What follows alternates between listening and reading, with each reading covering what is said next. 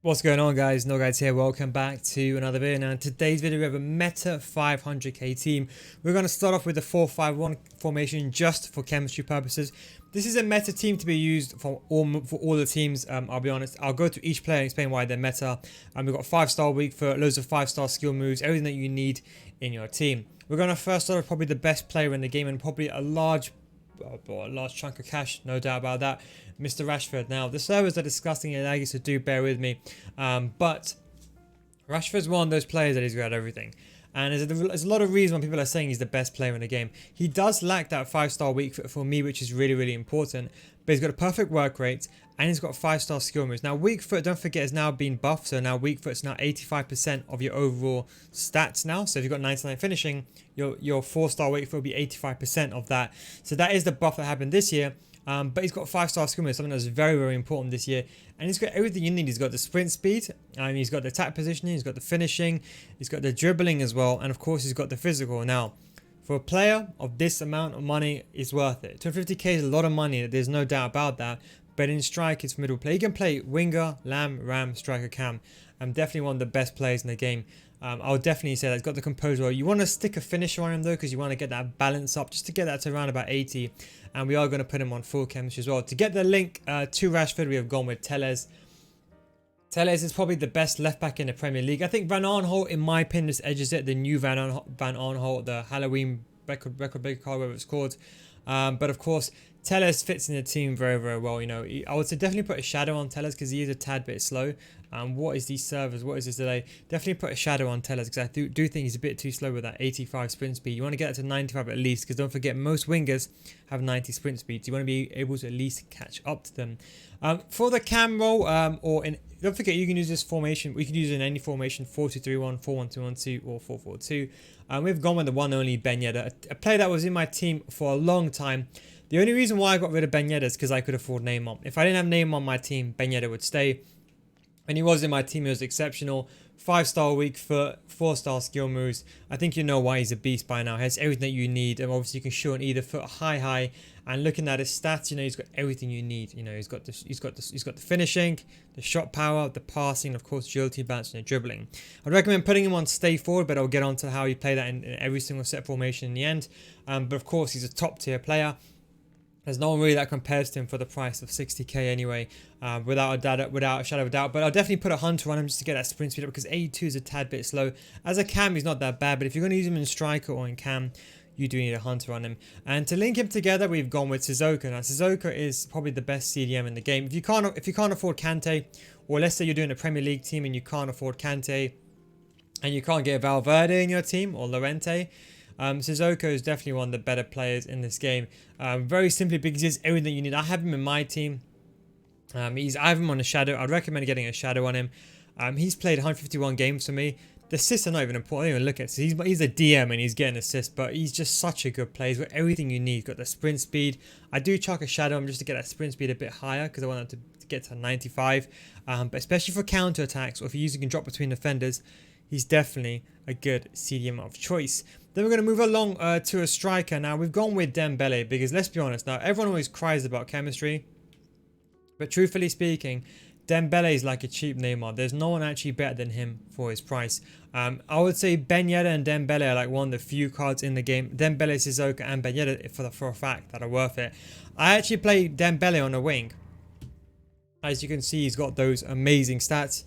Really good sprint speed naturally, and he's got decent finishing, and of course he's got the dribbling. I'd recommend putting a finisher on him if you're going to play him in a cam or I'll say a striker role. Otherwise, you can use a Deadeye if you're going to play him on a wing, or if you're going to play him in cam. A very good top tier player, and of course he has that 5-star, 5-star, so you can shoot on either foot, and of course you can do those skill moves, especially those running scoop turns, which are very, very effective this year. He's almost like a cheap Neymar. I still have him in my team.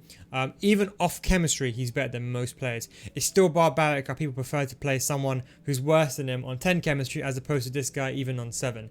But he will get 7 chemistry. I'll explain how in a second.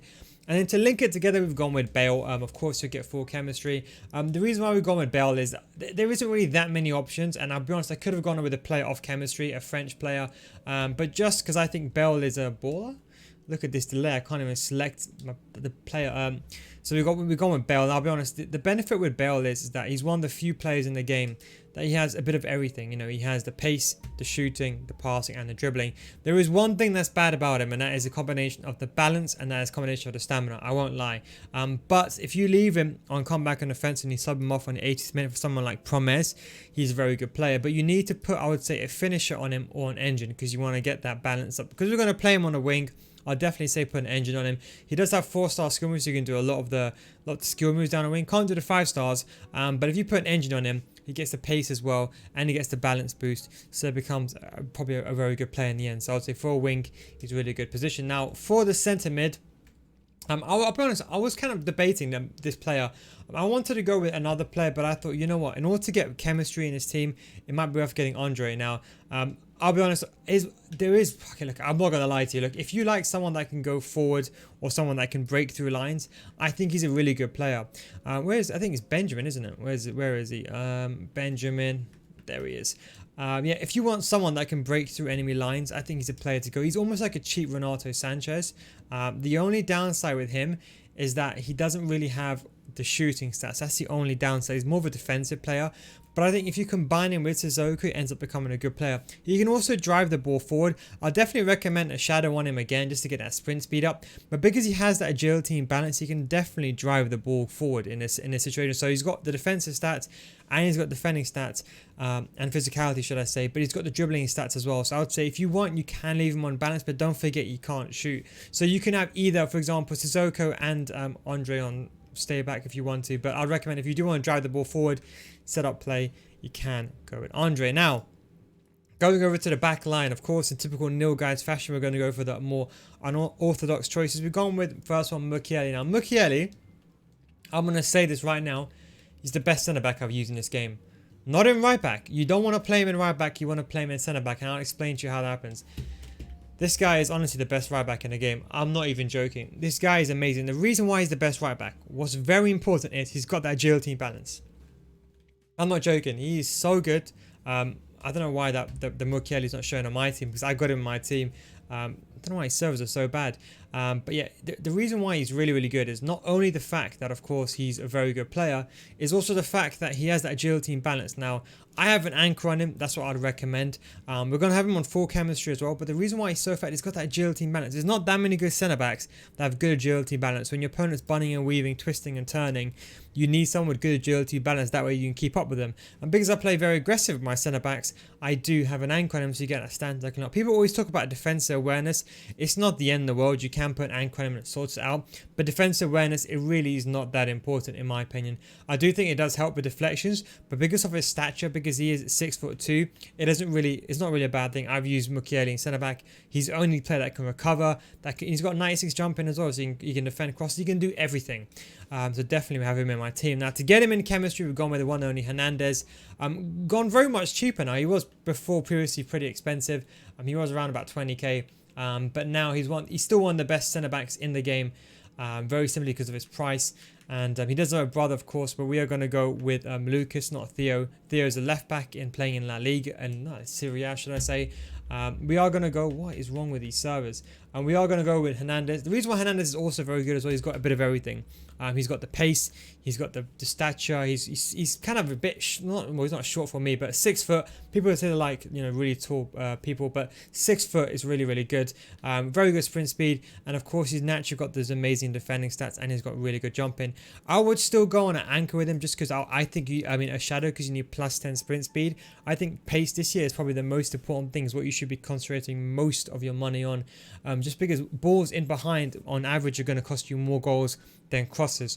And of course he's got one of the best stats for centre back. If this guy was in the Premier League, he'll be much more expensive, but obviously because he's in Bundesliga, he's only going for 2k, and that's what keeps the budget down of the team. Now going over to the goalkeeper, there is one goalkeeper that I don't have to use. I could use someone more expensive, but I'll be honest, I've gone with Areola. Areola was a goalkeeper that I was using for the entirety of the game, and I'll be honest, he actually is a pretty good goalkeeper. The reason why I liked Areola above most goalkeepers is that he had a bit of everything. His stats don't look that good. He's one of those goalkeepers that don't really play to their stats, that makes sense.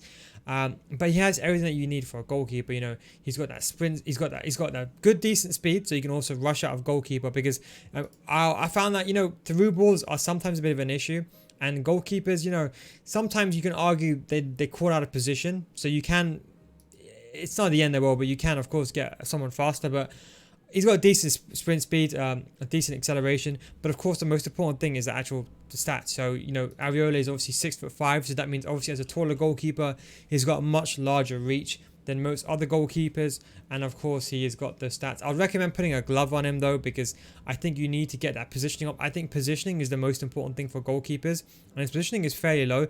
You can argue as long as the goalkeeper's positioned correctly, he's got a better chance of saving a shot, as opposed to having better diving and then having to dive across the goal. That's the way I always go about it. I've always put a glove on. I think they've nerfed basic this year as well, so I've definitely gone ahead and put a glove on Areola. Now we're going to move swiftly across to the final player.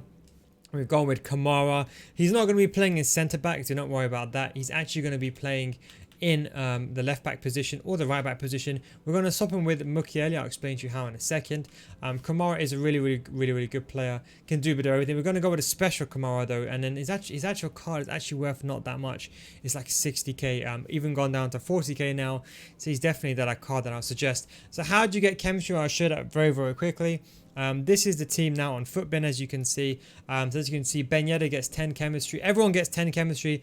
The only players that are off are Kamara and Dembele. Now, I'll say this to you, and I say this every single time. There is no point of having a player off chemistry. I mean, on chemistry, on 10 chemistry with 10 chem. If they're not that good, you're better off having someone on 7 chemistry. 7 chemistry only affects the boost of the players. Now, when you look at a player, you got to put him on 7 chemistry. So you got to do this. 7 chemistry, put Yedder on him, and you got to be like, okay, if I'm looking to replace him, is there anyone else better than this? That's the way you got to judge the stats. 5-star, 5-star, there's no one better than him than his price. I'll tell you that for a fact. And he plays even better than he is in game. Everyone else gets full chemistry. Again, Kamara gets 7, and of course, Dembele gets 7. We've got a French manager, and the league's not important, but we just put Bundesliga just to show it's not that important, because everyone else got the perfect links. Now, if you're going to play a 4-2-3-1, the way I'll line up is like this, and I'll put like that, and I'll put Yedder and Rashford and Cam. Now, what you can do, if you prefer the 5-star weak foot and you know you're not a skillful player, you can do that if you really want to. But I'll probably go with that just because Rashford's got the statures where he can hold the ball up, and he's got that 5-star skill moves. And then, of course, what you'll do over here is just do like that. Simple. So put Kamara and right back. Don't forget Mukiele's got 10 chemistry. When you move him in game, he doesn't lose the chemistry, so he still retains 10 chemistry. He still gets that boost, and then Kamara goes on the wing. Going to play a 4-1-2-1-2 second variation, especially my one. The way I would do this, personally speaking, is I would do it like this, and I will do something on the lines of this. I'll probably put Suzuka the centre mid there, put Bale as the left centre mid, and that's the way I'll do it. Put Yedder on Kamara. Make sure you put Yedder on stay forward and conservative interceptions, and of course the exact same lineup at the back. And if you're going to play 4-4-2 or 4-2-2, you know, that variation, I'll probably put the likes of Rashford and Yedder in striker, then Bale and Dembele in Cam, and that's probably the way to go. Same with 4-4-2. If you're going to play a 4-4-2, it might be worth maybe putting Rashford as a left mid, if you don't mind the 5-star lack of 5-star skill moves and 5-star weak foot. But the problem is that Yedder is that the only issue, doesn't have the skill moves. So if you really need a skill moves, I would say just do something like that in a 4-4-2. But that's the way I've lined it up in a 4-4-2. And if you're going to play my 4-3-2-1, because this is what I also made the formation for, 4-3-2-1, I've left it like this.